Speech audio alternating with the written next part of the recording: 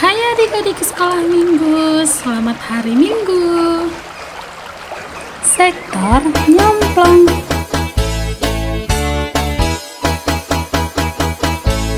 Sektor Ciawu.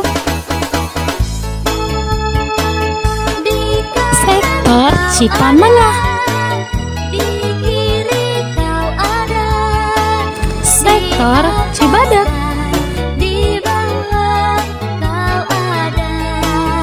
Sektor Baros 2.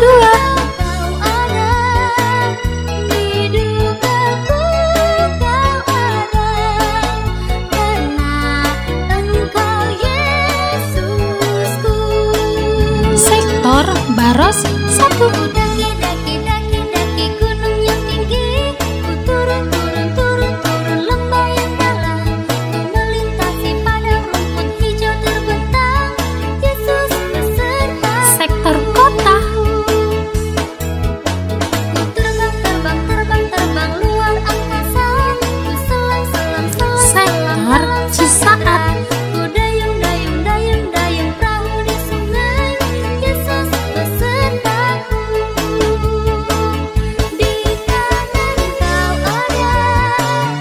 Sektor Cikembar.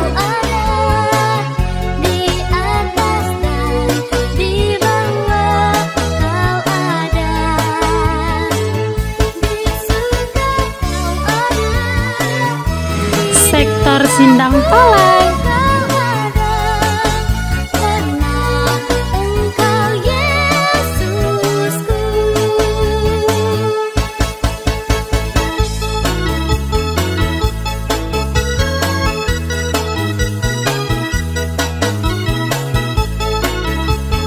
Sektor Tanjung Sari.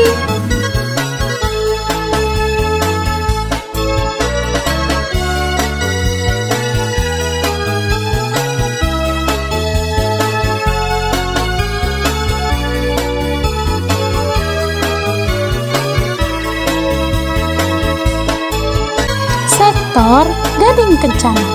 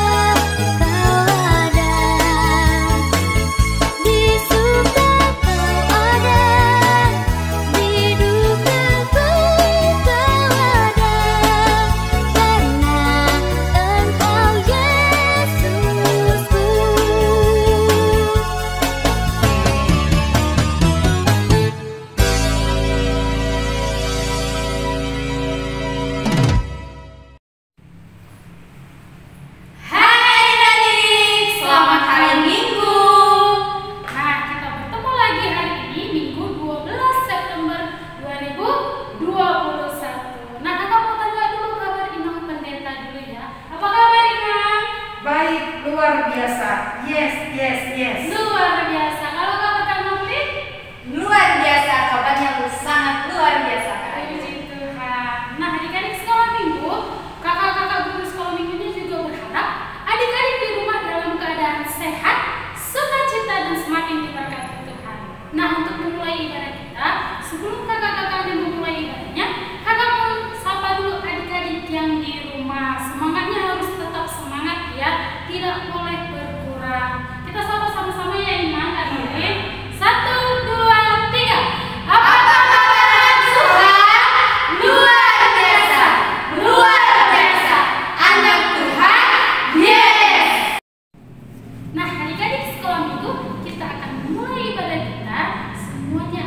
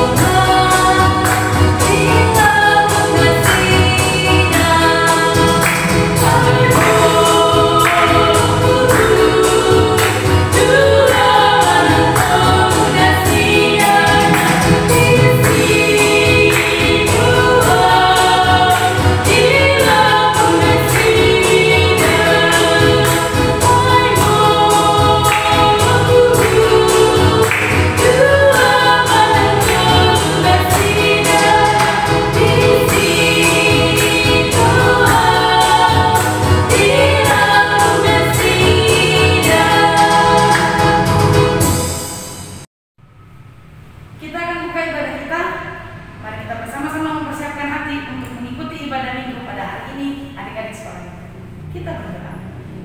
Dengan nama Allah Bapa dan nama anaknya Tuhan Yesus Kristus dan nama Roh Kudus yang menjadikan langit dan bumi. Tuhan, tiliklah kami jemaat-Mu yang mau memuji nama-Mu. Karena kasih setia-Mu, Tuhan, tiliklah jemaat-Mu. Kita berdoa. Ya Allah, kasihanilah kami orang yang berdosa ini. Kita bersama-sama mengucapkan amin. Hari ini kita akan mendengarkan hukum Taurat Allah bagi kita sekalian adik-adik sekolah minggu yang kita ambil dari kitab yang kedua. Untuk anak-anak sekolah minggu yang sudah hafal isi dari kitab kedua, Inang ajak untuk bangkit berdiri di rumahnya masing-masing. Kita bersama-sama mengucapkan titah kedua. Titah kedua. Jangan perbuat bagimu patung yang menyerupai apapun yang ada di langit atau yang ada di bumi atau yang ada di dalam air untuk disembah atau bertakwa kepadanya. Kita berdoa. Ya Allah Tuhan kami, kuatkanlah kami untuk dapat melakukan segala perintah-Mu. Kita bersama-sama mengucapkan amin. Nah, adik-adik sekolah minggu, kita kembali memuji nama Tuhan. Kita bernyanyi Mata Tuhan Melihat di medley dengan I Love You Jesus. Adik-adik boleh bangkit berdiri ya.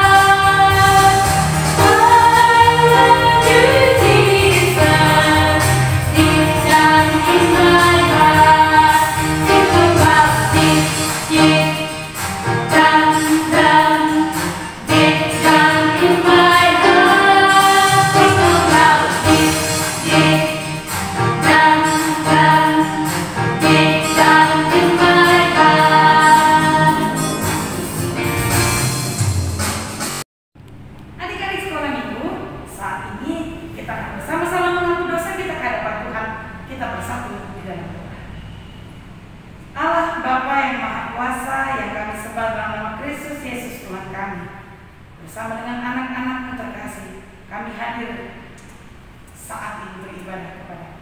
Dan kami membawa dengan kami ya Tuhan dosa-dosa dan pelanggaran kami sepanjang 1 minggu ini. Tuhan, tanpa-Mu kami tidak mampu untuk melalui kehidupan kami. Karena itu ya Tuhan, berkati kami, bimbing dan ajari kami untuk keluar dari kekelaman dan untuk keluar dari kegelapan tersebut. Dan ampunilah akan kesalahan kami seperti kami mengampuni orang yang bersalah kepada kami. Kita bersama-sama mengucapkan amin. Baiklah, anak-anak sekolah minggu, saat ini kita akan mendengarkan ayat hafalan di bulan September.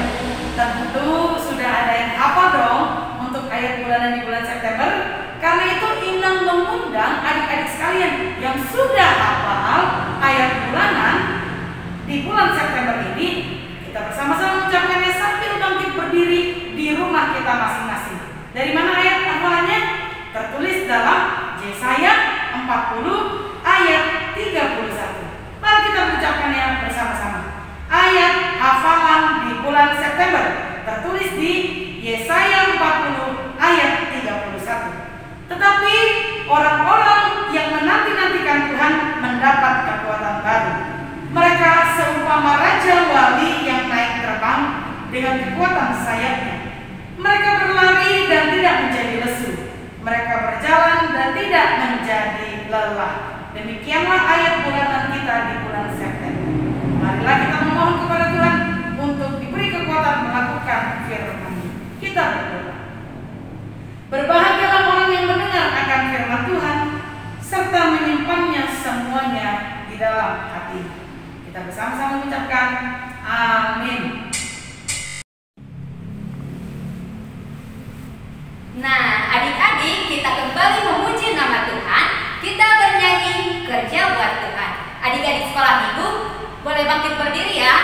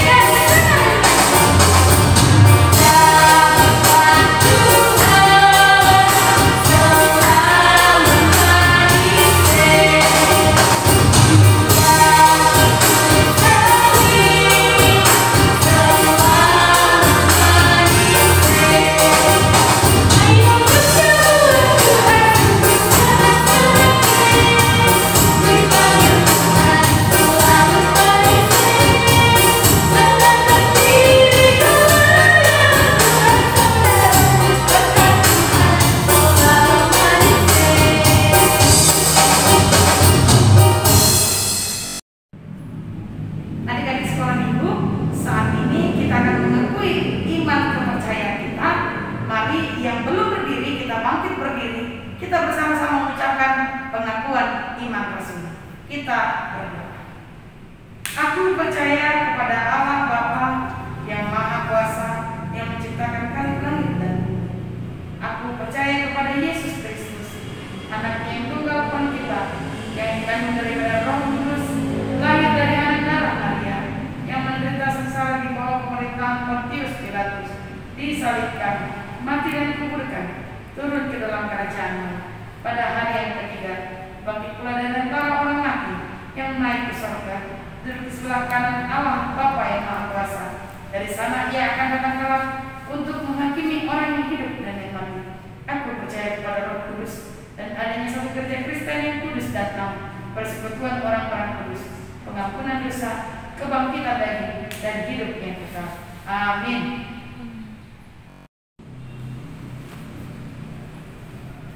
Nah, adik-adik sekolah minggu, sekarang kita masuk ke pengumuman. Nah, yang pertama pengumumannya adalah hari ini Minggu 12 September 2021 kita masih ibadah di rumah ya. Buat adik-adik sekolah minggu jangan patah semangat, tetap bersuka cita walaupun ibadahnya di rumah. Tetap ikuti live yang sudah diberikan oleh guru-guru sekolah minggunya. Di fotonya boleh dikirim kepada guru-guru sekolah minggunya. Semangat, Tuhan Yesus memberkati. Pengumuman apa lagi Kak Nurli? Iya, tetap jaga kesehatan. Kalau keluar rumah tetap pakai masker. Kalau udah sampai di rumah cuci tangan Dan menjauhi kerumunan. Nah, adik-adik sekolah minggu, Inang Pendeta, Kak Marlin, dan Kak Ayu beserta guru-guru sekolah minggu mengucapkan selamat ulang tahun buat adik-adik sekolah minggu dari tanggal 6 sampai hari ini 12 September 2021. Sehat selalu, panjang umur, tambah pintar, dan yang penting takut akan Tuhan. Selamat bersuka cita, Tuhan Yesus memberkati. Nah, Kak Martin, sekarang kita akan mendengarkan firman Tuhan yang dibawakan oleh Inang Pendeta kita. Nah, adik-adik boleh duduk, lipat tangannya, kita bernyanyi firman-Mu, kita bagikan.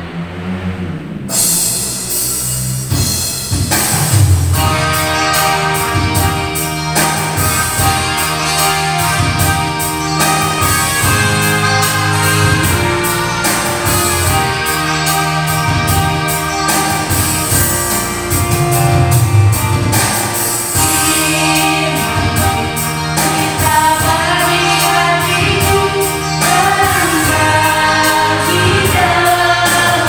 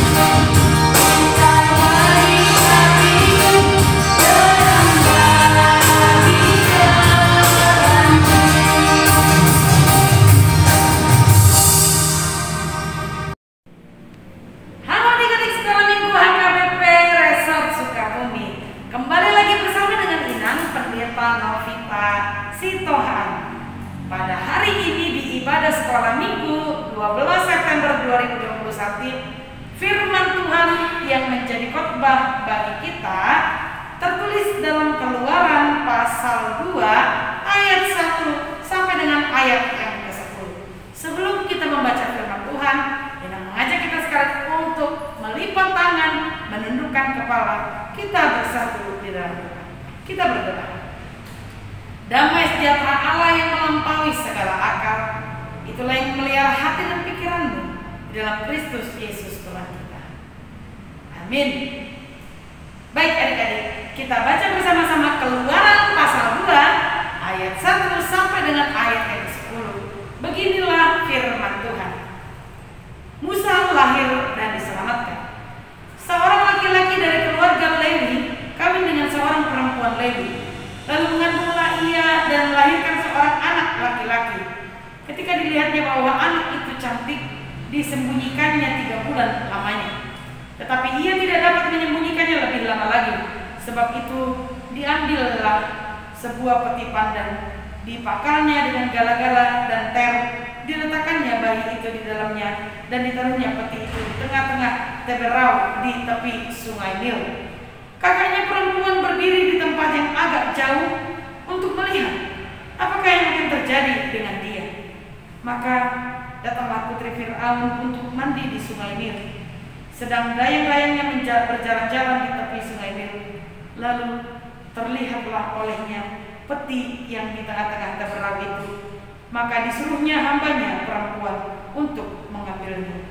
Ketika dibukanya, dilihatnya bayi itu, dan tampaklah anak itu menangis, sehingga belas kasihanlah ia kepadanya dan berkata, tentulah ini bayi orang Ibrani. Lalu bertanyalah kakak anak itu kepada putri Firaun, akan kupanggilkah bagi tuan putri seorang inang penyusu dari perempuan Ibrani untuk menyusukan bayi itu bagi tuan putri? Sahut putri Firaun kepadanya, baiklah. Lalu pergilah gadis itu memanggil ibu bayi itu. Maka berkatalah putri Fir'aun kepada ibu itu, bawalah bayi ini dan susukanlah dia bagiku, maka aku akan memberi upah kepadamu. Kemudian perempuan itu mengambil bayi itu dan menyusuinya. Ketika anak itu telah besar, dibawanyalah kepada putri Fir'aun yang mengangkatnya menjadi anaknya dan menamainya Musa. Sebab katanya, karena aku telah menariknya dari air. Demikian pembacaan firman Tuhan. Adik-adik yang terkasih dalam nama Kristus Yesus Tuhan kita, tadi kita bersama-sama mendengar bagaimana Musa lahir dan diselamatkan. Untuk itu, Ina mau mengajak adik-adik melihat dulu video singkat ini. Mari kita tonton bersama video ini supaya kita bisa lebih memahami bagaimanakah ketika itu Musa lahir dan diselamatkan. Mari kita lihat bersama. Firaun yang baru takut orang Israel akan menjadi terlalu kuat. Maka ia memperbudak mereka dengan sangat kejam.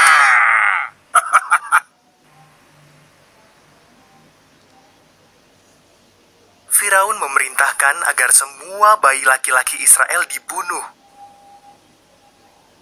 Seorang wanita menaruh bayinya dalam keranjang, lalu menyembunyikannya di tepi sungai. Kakak perempuan bayi itu mengawasinya.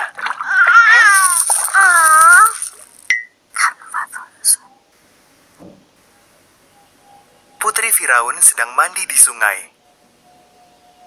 Ia menemukan bayi itu dan memutuskan untuk mengasuhnya.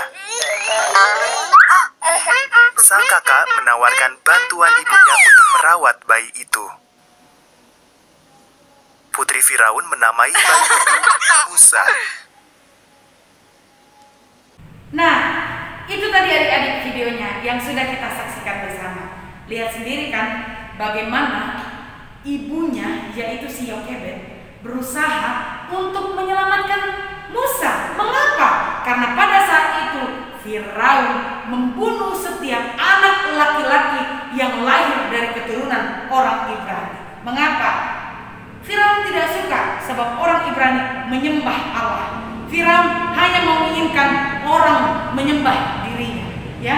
Karena itu dia akan membunuh keturunan orang Ibrani untuk membinasakan mereka supaya tidak ada lagi di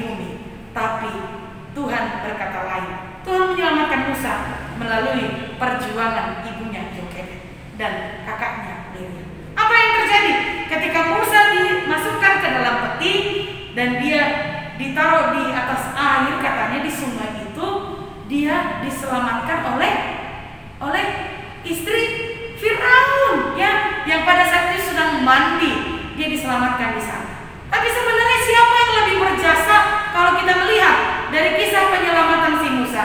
Yaitu ibu dan kakaknya, ya kan?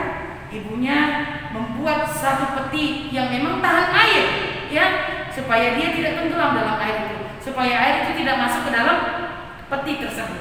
Lalu kakaknya, ketika si Musa ditaruh di atas air, kakaknya mengikuti dengan baik. Sampai dimanakah peti itu akan hanyut mengalir, ya adik-adik. Dari situ apa yang mau kita lihat? Apa pesan firman Tuhan melalui kisah kelahiran Musa dan dia diselamatkan, ya? Dari sini adik-adik kita mau belajar bersama tentang bagaimana Allah menyelamatkan, bagaimana Allah menolong umatnya, ya, melalui Yokebed, ibu dari Musa, dan kakaknya, kakak perempuannya si Miriam. Akhirnya Musa terselamatkan dari kejaran Firaun, ya. Meskipun dia adalah anak laki-laki dari keturunan orang Ibrani, tapi dia tidak mengalami hal yang sama seperti bayi-bayi dan anak laki-laki pada umumnya pada saat itu. Dia tidak mengalami kematian adik-adik karena dia ditolong oleh ibu dan kakak perempuannya, ya. Dan dia ditolong oleh istri dari Firaun sehingga dia selamat. Ada cara Tuhan untuk menyelamatkan Musa, adik-adik, ya.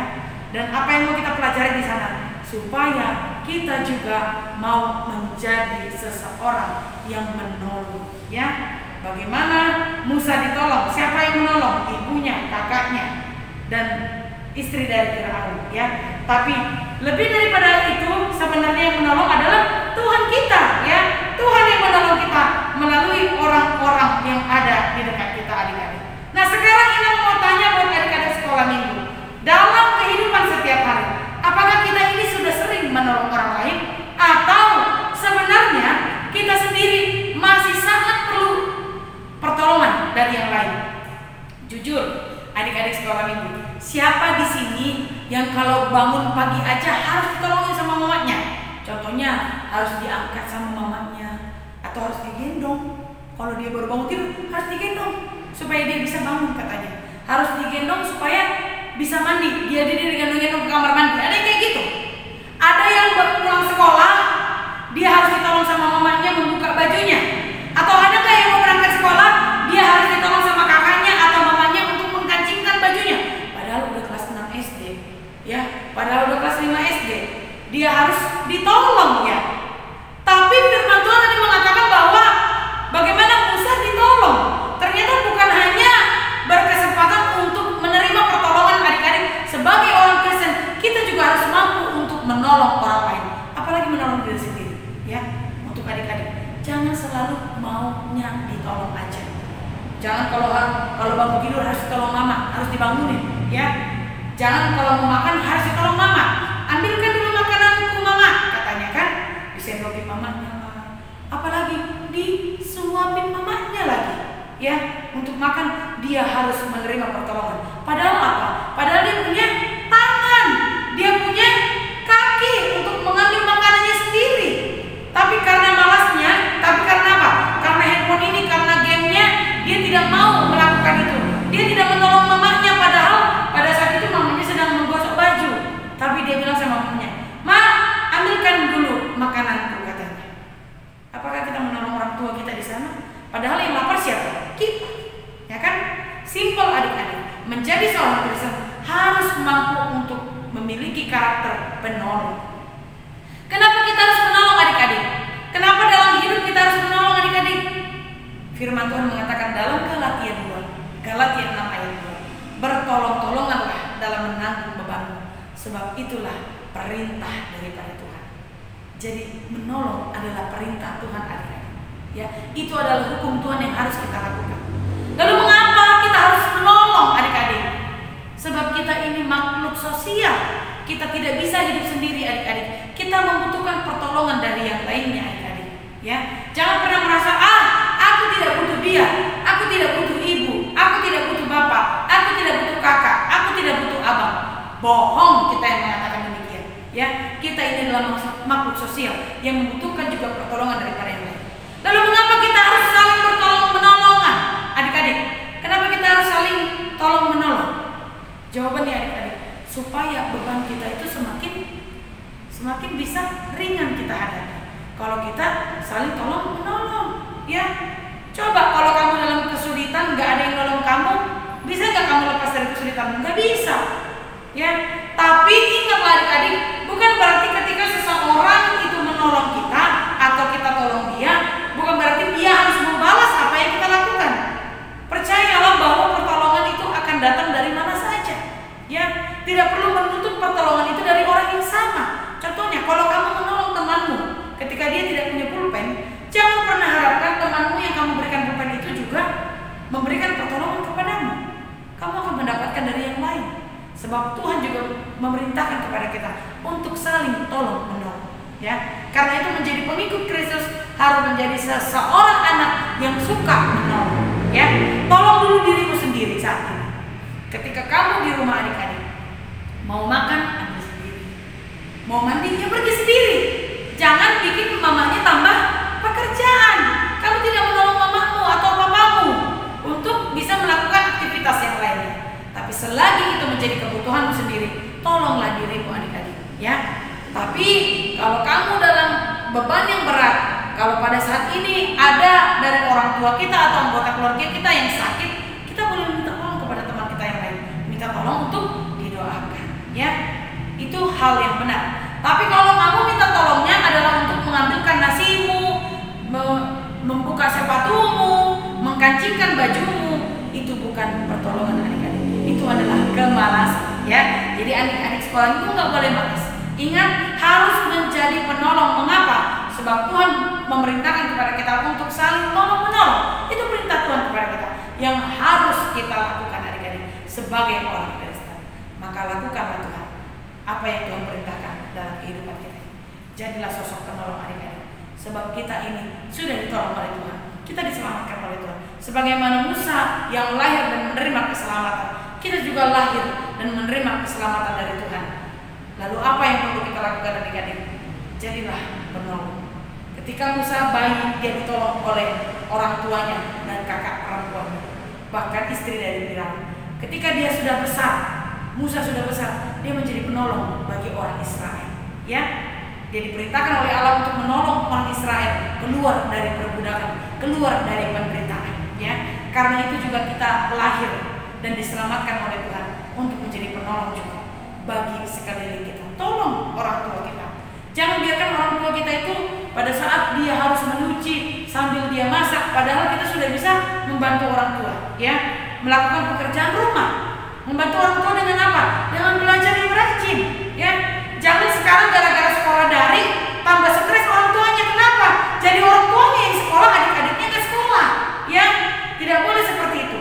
Menolong artinya lakukan apa yang menjadi bagianmu dan bantu apa yang harus kalian kerjakan sama-sama di rumah, ya. Yang menjadi bagianmu, kamu harus menolong dirimu sendiri, ya adik-adik. Itu yang perlu kita lakukan sehingga kita bisa menjadi anak Tuhan yang baik, yang berkenan di hadapan Tuhan. Kiranya Tuhan memberkati kita sekalian untuk melakukan segala firman-Nya. Amin. Kita bersatu di dalam doa. Terima kasih Bapa di surga untuk firman-Mu yang telah kami dengar. Kami belajar Tuhan untuk menjadi anak-Mu yang mampu untuk menolong orang lain.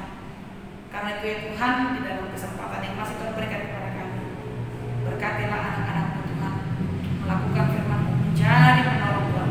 Sebagaimana Engkau telah menolong kami sebagai umat yang berdosa dan lemah.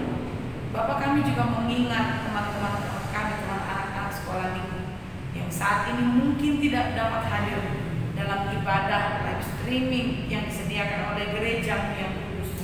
Tuhan, Engkaulah yang membukakan hati anak-anak-Mu dan orang tua dari anak sekolah minggu supaya mereka berkenan untuk mengikuti ibadah melalui live streaming ini. Terima kasih untuk firman-Mu yang telah kami dengar. Ajarlah kepada kami untuk menjadi pelaku firman-Mu, bukan hanya menjadi pendengar saja. Bapak, kami juga mengingat anak-anak sekolah minggu-Mu ya Tuhan, yang masih dalam keadaan sakit. Tuhan, sembuhkan mereka. Biarlah Tuhan yang menjamah setiap penyakit mereka dan menanggalkannya dari tubuh mereka, sehingga mereka boleh sehat melakukan aktivitas mereka. Terlebih ya Tuhan, mengikuti sekolah yang saat ini belum 100% bisa pertemuan di sekolahnya Tuhan, tapi masih harus melalui daring. Kiranya Tuhan yang memberkati anak-anak, meskipun dalam keterbatasan mereka boleh bersekolah dengan baik Tuhan, memiliki prestasi hanya di dalam Engkau saja ya Tuhan. Kami juga mengingat ya Tuhan keluarga kami masing-masing, berkati, jauhkan Tuhan dari virus COVID-19. Kami mengingat ya Tuhan saudara-saudara kami, keluarga kami, anak-anakmu ya Tuhan yang dalam keadaan tidak baik karena pandemi ini. Ya Tuhan memberkati dan menyertai mereka sekalian. Kami juga mengingat ya Tuhan dan bersyukur untuk anak-anak sekolah minggumu yang berulang tahun di sepanjang 1 minggu ini. Biarlah Tuhan memberikan umur yang panjang, memberikan hikmat kepada anak-anak untuk semakin mengenal Engkau Tuhan dan melakukan apa yang Tuhan kehendaki dalam kehidupan mereka setiap hari. Berkati juga ya Tuhan guru-guru sekolah minggumu, para haladamu bersama dengan pelayan full-timer yang Tuhan tempatkan di gereja ini. Biarlah kami Tuhan boleh memakai waktu kami dan diri kami untuk melayani Tuhan di tengah-tengah kehidupan kami. Kami juga berdoa bagi jemaat-Mu ya Tuhan, dimanapun mereka berada, Tuhan yang memberkati mereka sekalian. Bapa, kami manusia yang tidak luput dari dosa dan kesalahan, Tuhan ampunkan kami agar kami layak menjadi saluran berkat Tuhan. Terpuji dan termulia Tuhan, nama tidak ada selama-lamanya. Amin. Nah, adik-adik sekolah minggu, kita sudah mendengarkan firman Tuhan. Untuk itu adik-adik harus diminta untuk saling tolong-menolong. Nah, untuk memuji dan memuliakan kembali nama Tuhan, kita akan mengumpulkan persembahan. Kita bernyanyi di sana dong kumpulan Tuhan.